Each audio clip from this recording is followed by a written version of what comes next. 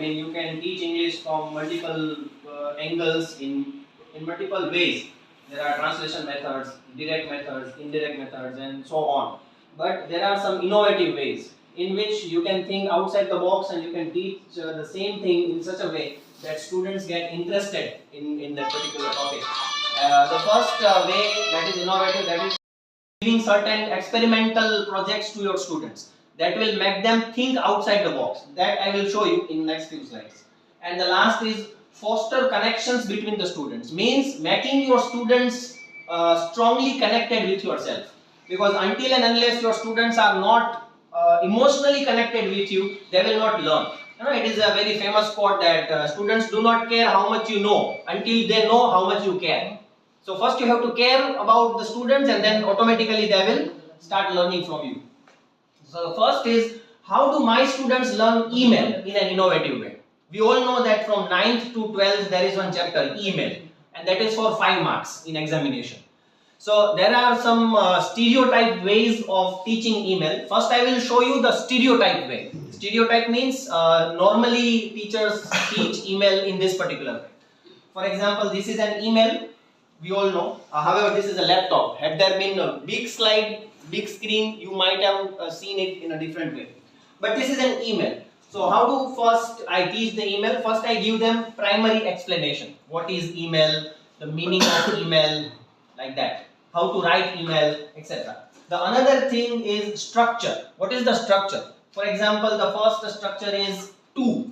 Then another structure is from. Then CC, BCC, like that. And then first paragraph, middle paragraph, second paragraph, last paragraph, and the most important thing is signature. Signature means your name and your designation, etc. Your mobile number. How do you quote them, like that. Third is syntax and grammar.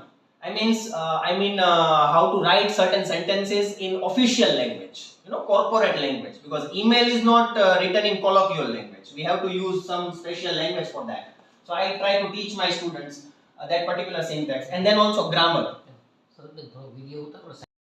Your laptop and you can access your mobile from anywhere. Secondly, you can connect these two devices very easily, and it is free of cost. I mean, students and teachers don't have to pay a single pie for this particular application. And another benefit is you can share that particular folder with any person. For example, if I made one folder, and if I want to share only with Padalia sir, I can do that. If I want to share with all of you, I can do that. If I want to keep it limited to myself, I can do that. So that is very, very good application. I have been using for the last many years.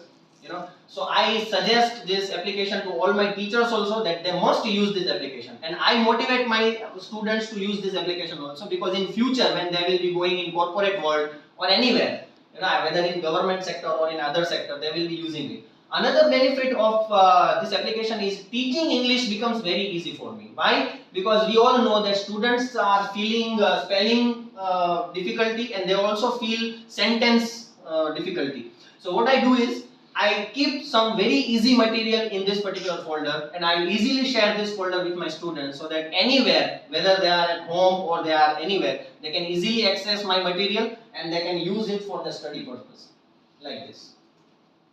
And last is study material in my Google Classroom. As I said that these days we know that this is the era of technology. You cannot stop the students from using mobile, but we can make it more interesting and study related.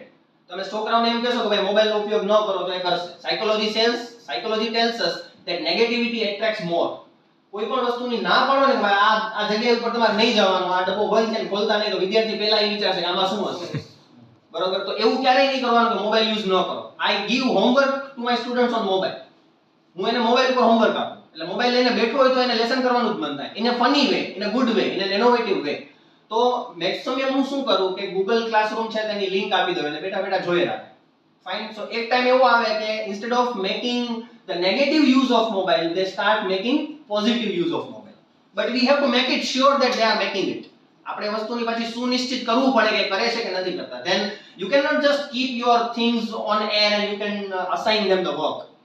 Having done this, I also keep asking my students whether you did this or not. તે કર્યું કે નથી કર્યું, મેં homework આપ્યું તો શું કર્યું, મેં ઓનલાઈન હોમવર્ક આપ્યું. Last benefit is, and biggest benefit, કે student cannot escape from your homework. એ ચટકબારી નહીં કરી શકે. because you have written in proof that you મેં તને હોમવર્ક આપેલું હતું કેમ નથી કર્યું તે જોયેલું પણ છે બ્લુ ટિક પણ થઈ ગયું. So like that I try my best to use the technology in an innovative way. This is my presentation. Thank you.